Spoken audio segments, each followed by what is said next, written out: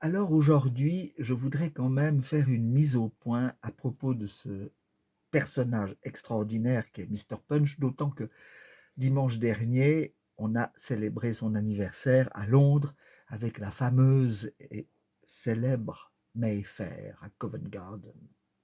Malheureusement, je n'y étais pas, j'y suis allé il y a déjà quelques années, c'était en 2016-2017, mais malheureusement, et c'est pourquoi je viens ici aujourd'hui l'évoquer, malheureusement, j'ai entendu un des professeurs, c'est-à-dire de ceux qui manient cette marionnette et qui même la fabriquent, dire de ce monsieur qu'il est un rascal. En anglais, c'est un mot épouvantable parce que ça veut dire au fond coquin, horrible, enfin celui qui vraiment est malhonnête, fripon et tout ce que vous voulez. On peut donner toutes sortes de qualificatifs. Alors là, vraiment, je voudrais quand même, une fois de plus, remettre les pendules à l'heure.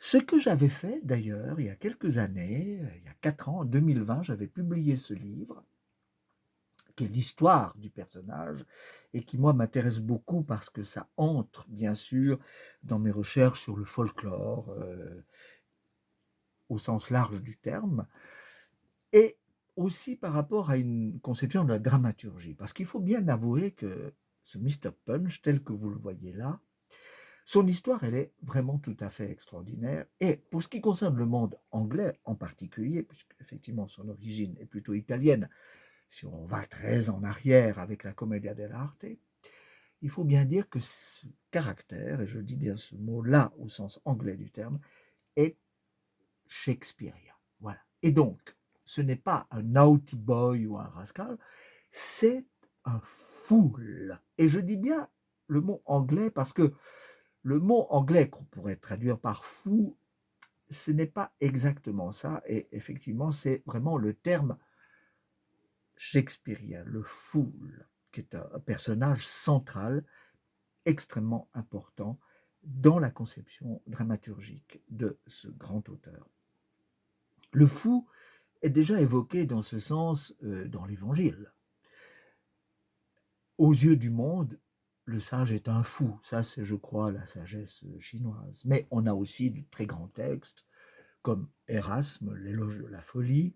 On a aussi, bien sûr, la nef des fous de Sebastian Brandt, mise en peinture, si je puis dire, par Bosch. Voilà, tout ça, évidemment, est très énigmatique. C'est un langage codé, secret, symbolique, qui montre à quel point, au lieu que d'être un bandit ou un malhonnête ou celui qui ne fait que des mauvaises actions, il est celui qui dit la vérité. Mais c'est le non-conformiste et non pas l'anticonformiste, justement, qui est négatif. C'est le non-conformiste qui dit ce qui doit être, c'est-à-dire la vérité, au fond.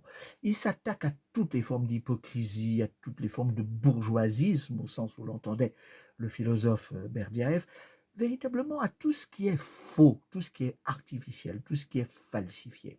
Alors évidemment, il le fait dans une façade narrative, à travers une façade narrative qui pourrait être prise pour des actions brutales ou je ne sais quoi, enfin négatives pour ainsi dire. Mais pas du tout. C'est justement là tout le secret et tout ce qui est énigmatique à travers le show, c'est-à-dire tous les personnages qui sont à côté de lui, à commencer par Judy, son épouse, le baby, le constable et surtout le bourreau Jack Ketch. Voilà. Il s'attaque à toute forme de Vilny. Mais ce n'est pas lui le vilain. Il ne faut pas tout confondre.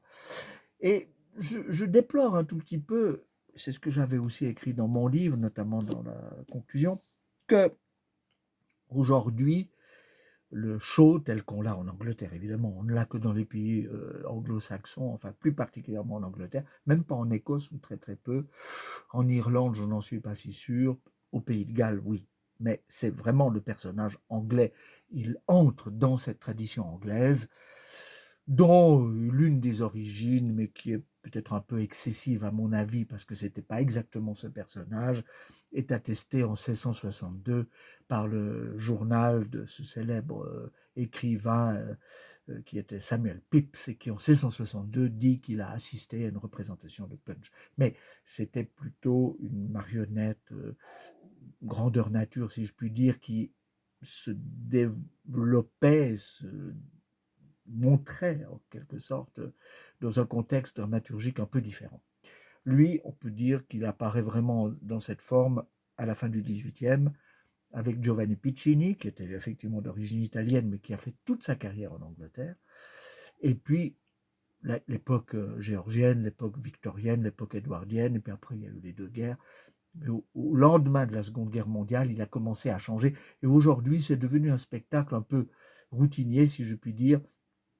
Et je ne suis pas toujours enthousiasmé par la façon qu'on a de le qualifier. C'est pourquoi, bon, j'ai souhaité, après cette affaire de dimanche, mettre un petit peu d'ordre là-dedans, si je puis me permettre, parce que j'ai beaucoup d'affection pour lui, moi-même étant d'ailleurs assez peu conformiste dans tous les domaines de la vie et de la pensée. Et je dois dire que c'est un de mes meilleurs amis, hein, Mr. Punch. Oui, oui, tout à fait. Voilà, donc ici, c'est une des représentations assez bien réussies, il faut dire. Ce sont des chefs-d'œuvre d'art même dans leur fabrication.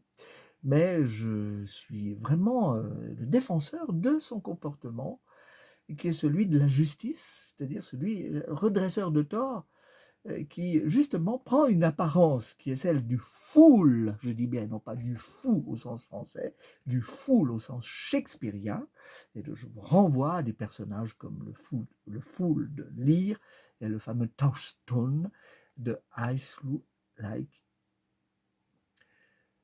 Voilà.